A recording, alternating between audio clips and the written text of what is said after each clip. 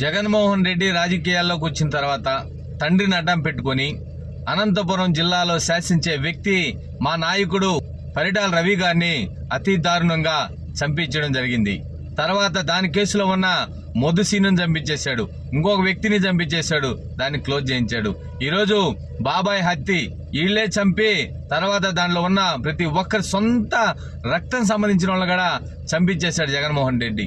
ఈ విధంగా చెప్పుకుంటూ పోతే ఎన్నో ఉన్నాయి. గులకరాయి కావచ్చు, కోడికత్తి కావచ్చు, ఈ విధంగా అతని అధికారంలోకి వచ్చేదానికి నానా సంకలనాకి ఒక్కసారి ముఖ్యమంత్రి అయ్యాడు. ఈరోజు తిరుమల తిరుపతి దేవస్థానానికి సంబంధించి పరకామణి కేసు వీళ్లే దొంగతనం చేసి దాన్ని దోచి దాన్ని దొంగిలించి దాంట్లో సాక్షులు చెప్పిన వ్యక్తుల్ని ఈరోజు సిఐ గారిని అతి దారుణంగా ట్రైన్లో చంపేసి ఒక ఏరియాలో తోసేయడం అంటే జగన్మోహన్ రెడ్డి నీ హత్యా రాజకీయాలకి ఈరోజు రాష్ట్ర ప్రజలు భయపడతా ఉన్నారు. ఇక జగన్మోహన్ రెడ్డికి వైఎస్ఆర్సీపీకి ఒక్క ఓటు కూడా వేయకూడదని చెప్పి రాష్ట్ర ప్రజలు డిసైడ్ అయిపోయారు. జగన్మోహన్ రెడ్డి నువ్వు రాజకీయాలు మానుకొని నువ్వు శాశ్వతంగా నీ తాడేపల్లి ప్యాలెస్ లో కూర్చోని జగన్మోహన్ రెడ్డి మీ వైఎస్ఆర్సీపీ పార్టీకి ఈ రాష్ట్రంలో ఉన్న ప్రజలు ఎవరు కూడా ఓట్లు వేయరని చెప్పి తెలియజేస్తా ఉన్నావు. నువ్వు ఇదే విధంగా చేస్తే దేవుడు పైనున్న వాడు నిన్ను ఖచ్చితంగా కఠినంగా శిక్షిస్తాడు. జగన్మోహన్ రెడ్డి గుర్తుపెట్టుకో.